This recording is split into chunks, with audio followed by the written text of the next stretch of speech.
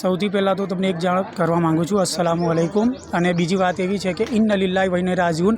એનો મતલબ એવો છે કે અમારી જોડે એક દુઃખદ ઘટના થવાની છે, જે અમને જાણ હજુ હમણાં મળી છે।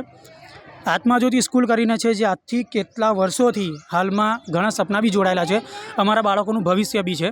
તો આ સ્કૂલ તોડવા માટે મતલબ કે એટલી મહેનત થઈ રહી છે કે જે 2 વર્ષથી મહેનત ચાલી રહી છે।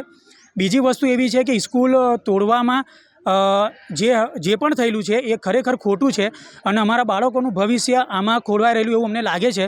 સેકન્ડ વસ્તુ એવી છે કે અહીંયા જે વસ્તીની અંદર આજે આત્માજ્યોતિ સ્કૂલ વિદ્યાલય છે, બરાબર છે, જે ઘણા ટાઈમથી છે, અહીંયા બાળકો પહેલેથી ભણે છે, અહીંયા સહસહકાર બી સારો છે, સ્કૂલના સાહેબોનો, મેડમનો, દરેકનો સહસહકાર સારો છે, બરાબર છે।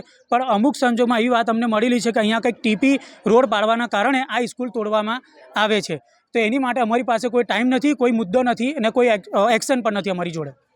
તો પ્રિન્સિપલ દ્વારા તમને કોઈ જાણ કરવામાં આવી હતી? પ્રિન્સિપાલ દ્વારા અમને એક મેસેજ આપવામાં આવેલો હતો, એક ચિઠ્ઠી પણ આપવામાં આવી કે તમારી વાલીઓની મિટિંગ રાખેલી છે, એના અંદર તમારે બધું કહેવાનું છે। પણ અહીંયાથી અમને આગેવાનો થ્રુ એવું કહેવાય અહીંયા મળ્યું છે, પ્રિન્સિપલના જે સ્કૂલના જે સંચાલક છે એમના થ્રુ અમને એવો મેસેજ આપ્યો છે કે અહીંયા સ્કૂલ નહીં રહે, સ્કૂલ તૂટી જશે, જતી રહેશે, તમે બીજી કહેવાય તમારા બાળકોને શિફ્ટ કરો, તમારે જે કરવું એ કરો, અમારે એનાથી કોઈ લેવા દેવા નથી, એવું અમને જાણવા મળ્યું છે। હાલ આગળ પરીક્ષા આવે છે તો છોકરાનું ભવિષ્ય શું? એમને નથી પડેલી, સમજો કે અમને અમારા બાળકોનું ભવિષ્યની અમને ખબર છે, અમારે શું કરવું કેવું કરવું, અમે બાળક પાછળ મહેનત કરીએ છીએ, મેડમ અને સાહેબો કરે છે, પણ સંચાલકોને એ વસ્તુની જાણ નથી।